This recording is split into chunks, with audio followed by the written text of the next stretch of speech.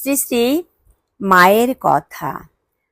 আজ আমরা মায়ের কথা শুনব জ্যোতির্ময় বসু রায়ের লেখা শ্রী মা শীর্ষক লেখাটি থেকে। স্বামী তুরীয়ানন্দ মহারাজের দৃষ্টিতে শ্রী শ্রী মা পরম বৈদান্তিক ব্রহ্মজ্ঞ পুরুষ। স্বামী তুরীয়ানন্দ যখন আমেরিকায় 1899 থেকে 1902, তখন তার মুখে প্রায় শোনা যেত মা মা ধ্বনি। শ্রী শ্রী ঠাকুরের অন্যান্য ত্যাগী সন্তানের মতো তিনি জানতেন মার কৃপা ব্যতীত বস্তুলাভ হয় না। এই প্রসঙ্গে আমরা তুরীয়ানন্দজির একটি উপদেশ স্মরণ করতে পারি। সেখানে তিনি বলছেন, মায়ের সন্তান হও, তিনি তার সন্তানদের সাহায্য করার জন্যে সব সময়ই প্রস্তুত। মার কাছে প্রার্থনা করো, সব ঠিক হয়ে যাবে।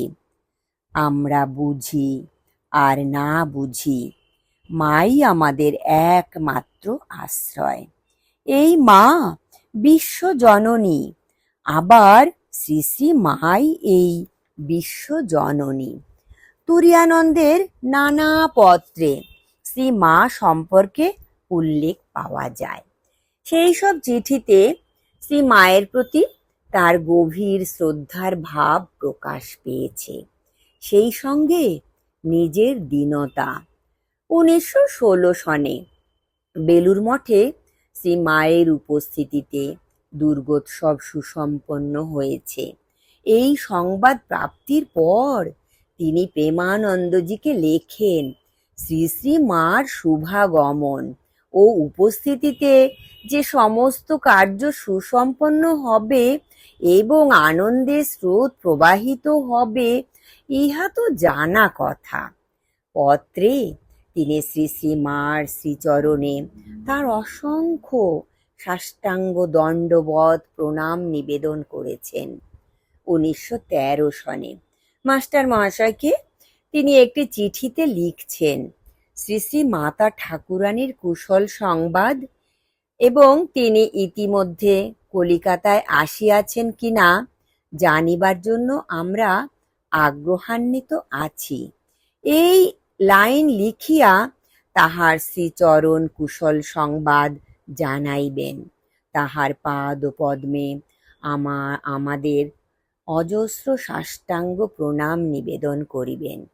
শ্রী মায়ের শ্রীচরণ কুশল সংবাদ পাওয়ার জন্য যেমন তিনি ব্যাকুল, তেমনি তার আগ্রহ শ্রী মায়ের শ্রীচরণ দর্শনে।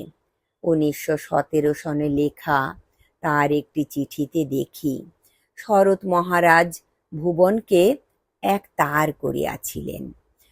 শ্রী শ্রী মার জয়রামবাটি যাইবার কথা আমাকে জানাইতে বলিয়াছিলেন। যদি মা সোমবার দেশে যান, তাহা হইলে সেইখানে যাইয়া তাহার শ্রীচরণ দর্শন করিতে পারিব, এই ভরসা আছে। জনৈক ভক্তকে লেখা একটি পত্রে তুরীয়ানন্দজি করুণাময়ী শুভদা শ্রী মায়ের একটি ছবি সংক্ষেপে তুলে ধরেছেন। শ্রী শ্রী মা শীঘ্রই কলিকাতা আসিতেছেন, ইহা মহা আনন্দের সংবাদ। কত লোকেই যে তাহার পদপ্রান্তে আসিয়া জুড়াইবে, তাহার সংখ্যা নাই।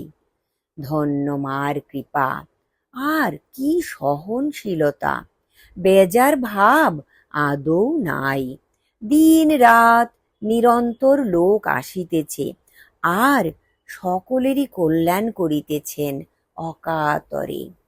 শ্রী মায়ের কৃপা লাভ হলে সকল শঙ্কা দূর হয়ে যায়। তখন শুধু নিজেকে তার চরণে সমর্পণ করতে হয়। যা কিছু জ্ঞাতব্য তিনি জানিয়ে দেন। এই বিষয়ে তুরীয়ানন্দজি যথাক্রমে 1908 ও 1919 সনে লেখা দুটি পত্রে বলছেন, শ্রী শ্রী মার কৃপা লাভ করিয়াছ, সুতরাং আর ভয় কি?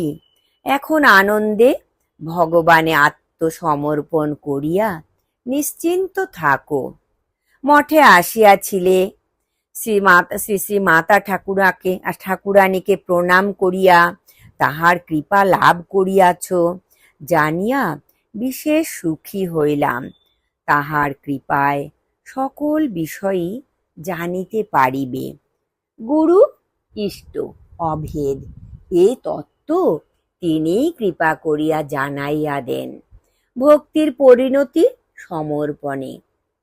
শ্রী মায়ের চরণে সব কিছু সমর্পণ করতে পারলে জীবন পূর্ণ হয়ে ওঠে, এ কথা তুরীয়ানন্দজি মনে প্রাণে বিশ্বাস করতেন। এই প্রসঙ্গে একটি পত্রে তিনি যা বলেছেন সেটি মনে রাখার মতো। তুরীয়ানন্দজি লিখেছেন, শ্রী শ্রী মার চরণ প্রান্তে তোমার পুত্রকে কিছুক্ষণের জন্য রাখিয়া তুমি বড়ই এক সুন্দর ভাব প্রকাশ করিয়াছ।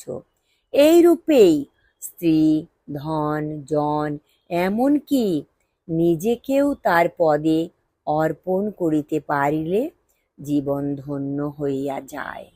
ভক্তের বাঞ্ছা ইহারা আপনারাই পূর্ণ করিয়া থাকেন। সে মাকে তুরীয়ানন্দজি কি দৃষ্টিতে দেখতেন তার সম্যক পরিচয় পাওয়া যায় শ্রীমা সম্বন্ধে তার এই উক্তিটি থেকে। কি মহাশক্তি জগতের কল্যাণের জন্য রয়েছেন, যে মনকে আমরা এখানে কণ্ঠদেশে ওঠাতে প্রাণপণ চেষ্টা করি, সেই মনকে তিনি সেখানে রাধু রাধু করে জোর করে নাবিয়ে রেখেছেন। বোঝো ব্যাপারটি কি। জয় মা মহাশক্তি, জয় ঠাকুর, প্রণাম মাগো।